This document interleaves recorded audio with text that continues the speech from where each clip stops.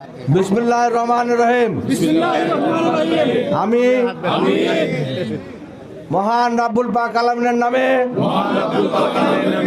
এই মর্মে শপথ বাক্য পাঠ করছি যে মহান বিজয় দিবসে আমাদের নেতা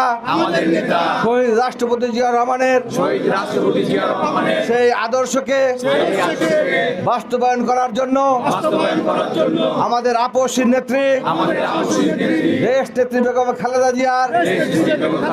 অকুতোভয় সৈনিক হিসাবে আমাদের নেতা ভারপ্রাপ্ত চেয়ারম্যান মহোদয় জনাব তারেক রহমানের নেতৃত্বে আগামী দিনে বাংলাদেশের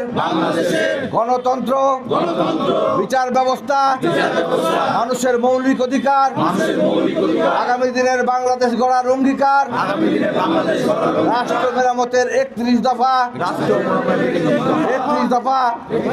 বাস্তবায়ন করে দেশি বিদেশি